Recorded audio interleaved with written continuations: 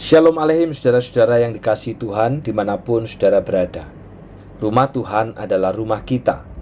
Mari kita terus fokus kepada perintah Allah dan bukan kepada berbagai masalah. Mazmur 57 ayat 2 sampai dengan 6. Kasihanilah aku ya Allah, kasihanilah aku, sebab kepadamulah jiwaku berlindung.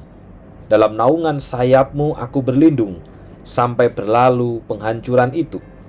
Aku berseru kepada Allah yang maha tinggi, kepada Allah yang menyelesaikannya bagiku. Kiranya ia mengirim utusan dari sorga dan menyelamatkan aku, mencela orang-orang yang menginjak-injak aku. Kiranya Allah mengirim kasih setia dan kebenarannya. Aku terbaring di tengah singa-singa yang suka menerkam anak-anak manusia, yang giginya laksana tombak dan panah, dan lidahnya laksana pedang tajam. Tinggikanlah dirimu mengatasi langit ya Allah, biarlah kemuliaanmu mengatasi seluruh bumi. Mengarahkan hati kepada Allah. Saudara, mana yang lebih mudah? Percaya kepada Allah dalam kesuksesan atau dalam kesukaran? Menaruh percaya kepada Allah di dalam keberhasilan atau kegagalan. Mungkin sebagian orang lebih mudah mempercayai Allah saat dirinya sukses, sehat, berkelimpahan.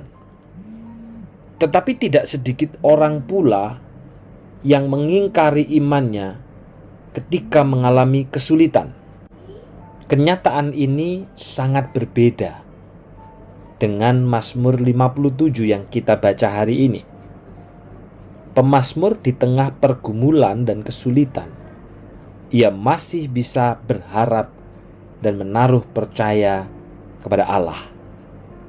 Percaya kepada Allah sepenuh hati adalah modal utama pemazmur di dalam menghadapi pergumulan dan kesulitan. Dalam perjalanan hidupnya, pemazmur pernah mengalami kondisi yang sangat sulit. Ada sekelompok orang yang berupaya untuk menghancurkannya. Hal ini diungkapkan oleh pemazmur dengan gambaran singa buas yang memiliki taring yang tajam, seperti tombak dan panah, serta lidah bagaikan pedang. Kesukaran yang dialami oleh pemazmur ternyata hampir saja membuat imannya goyah. Tetapi pada akhirnya, di tengah tekanan para musuhnya, ia memilih mengarahkan hati dan jiwanya kepada Allah dan memohon belas kasihannya. Pemazmur percaya bahwa Allah akan mengirimkan pertolongan dan menyelesaikan persoalan yang sedang dihadapinya. Sebuah keyakinan iman diungkapkan dalam pasal yang ketiga. Aku berseru kepada Allah yang maha tinggi, kepada Allah yang menyelesaikannya bagiku. Dalam keyakinannya, Allah hadir dan menjawab pemazmur. Allah bukan hanya mendengar, tapi Allah juga menyelesaikan persoalannya. Allah yang perkasa itu membalikkan keadaan, sehingga jerat yang dipasang oleh para musuh si pemazmur menjadi senjata makan tuan.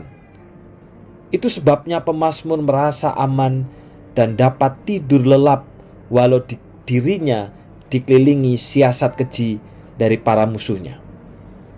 Karena itulah perlindungan Allah dilukiskan pemazmur seperti sayap burung yang menopang hidupnya. Lewat pertolongannya, ia menemukan kasih setia dan kebenaran Allah. Tak heran apabila pemazmur bernyanyi, bersyukur dan bermazmur bagi Allah. Dengan cara itu, ia mengumandangkan kemasyuran, kemuliaan, kasih setia dan kebenaran Allah yang melampaui kekuasaan yang ada di muka bumi. Bagaimana dengan kita, saudara? Apakah ketika kita menghadapi berbagai persoalan dan masalah hidup, kita juga senantiasa tetap mengarahkan hati kepada Allah? Ataukah justru pandangan kita lebih banyak terarah kepada berbagai masalah yang sedang terjadi dan menghimpit kita? Saudara, Allah yang kita kenal dalam Yesus Kristus bukan hanya Allah yang peduli, tetapi juga senantiasa Immanuel, bersama dan beserta dengan kita. Semua kesukaran hidup yang kita alami tidak akan lebih besar daripada kasih setianya. Karena itu saudara, arahkanlah hatimu kepadanya, maka ia akan menolongmu. Karena Allah bukan hanya mendengar persoalan, tetapi juga akan datang menyelesaikan persoalan. Di tengah dunia yang sudah jatuh dalam dosa, di mana-mana pasti ada persoalan. Mau di keluarga, di pekerjaan, di tempat pelayanan, bahkan di gereja. Tetapi firman Tuhan hari ini memanggil kita. Arahkanlah hati kita bukan kepada berbagai persoalan, bukan kepada berbagai masalah, karena persoalan itu tidak akan ada habisnya, tetapi arahkanlah hati dan pandangan kita kepada Allah dan kasih-Nya yang begitu besar itu. Dan biarlah Allah yang akan menyelesaikan dengan caranya segala persoalan dan masalah yang kita hadapi. Mari kita berdoa. Bapa yang di surga, kami bersyukur hari ini firman-Mu mengingatkan kami kembali kepada siapa kami mengarahkan hati kami. Jikalau kemarin kami diingatkan tentang menaruh percaya, hari ini kami diingatkan tentang bagaimana kami menaruh percaya itu. Bagaimana kami mengarahkan hati kami itu kepada Allah ataukah kepada berbagai masalah. Di tengah dunia yang jatuh dalam dosa, masalah itu akan selalu ada, baik di keluarga, di dalam pekerjaan, di dalam usaha, bahkan di tengah pelayanan dan kehidupan gereja. Tapi hari ini firman-Mu memanggil kami dan mengingatkan supaya mata kami tidak lagi terarah kepada masalah, mata kami tidak terarah kepada persoalan, tapi mata kami terarah kepada Allah itu sendiri yang empunya kami. Dan kami percaya Engkaulah yang akan menyelesaikan segala persoalan itu dengan cara-Mu yang dahsyat dan ajaib. Tolong kami Tuhan untuk tetap mengarahkan mata hati kami kepada Engkau, sehingga ketika persoalan itu terjadi di tengah keluarga, kami tetap belajar hormat dan takut kepadamu. Ketika terjadi di pekerjaan, kami juga belajar hormat dan takut kepadamu. Ketika terjadi di pelayanan, kami tetap setia, bahkan bertambah setia, dan tidak pernah meninggalkan janji setia itu. Karena Allah lah yang akan menyelesaikan segala persoalan-persoalan yang terjadi di tengah kami.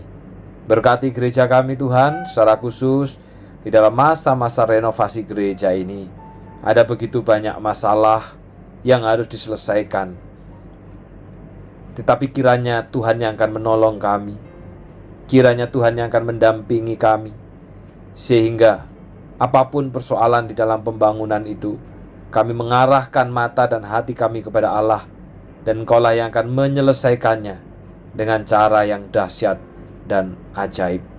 Tuhan tolong seluruh jemaat, supaya justru di dalam masa renovasi, makin hidup rohani, makin cinta Tuhan, makin mengabarkan Injil-Mu kepada keluarga-keluarga yang belum percaya, yang belum terima Tuhan, sehingga semua datang dan mendengarkan isi hati Tuhan. Demikian juga mengingat ya Bapa, untuk gladi bersih pernikahan daripada Juanda dan Yolanda, Tuhan tolong, Tuhan sertai di dalam segala persiapannya.